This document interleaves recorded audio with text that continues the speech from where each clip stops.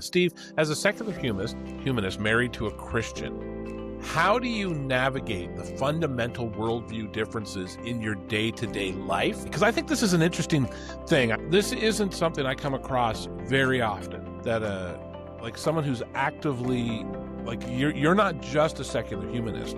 You're an efficient, you're like heading the charge here in Canada kind of thing. You're on that on that level. And so you've got children with a wife who believes, I don't want to put words in her mouth, but what must be in some ways 180 degrees away from what you believe. How do you navigate all of that? That's the $1 million question, and I get asked this a lot. And the crazy thing is, it's a long story, and I don't think we have time to get into it today. But basically, when we had met, I was going through what I considered to be a conversion to Christianity, which never really materialized. So I had joined the Masonic Lodge, and at the time, they said you have to believe in a higher power, and I said, I guess when I walk under power lines, it's higher than me. I guess it's a higher power, right?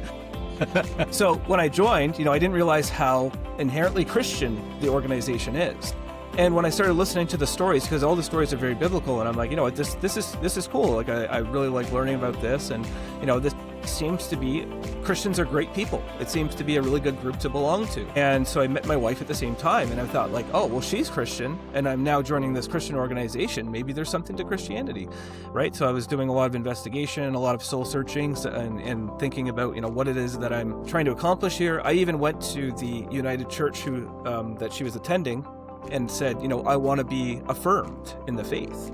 And when I talked to the minister, he was like, well, you just can't say that you just believe it. Like, you actually have to believe it. And I'm like, okay, well, then I might have a little bit of a problem here, because, I just can't seem to get over that hump. And, just from the outside looking in, it's really hard. And I know that, Mike, you've also felt this. It's a hard thing to try and look at that and say there's some truth to it, but what is true and what isn't, right? And I never got past that hump.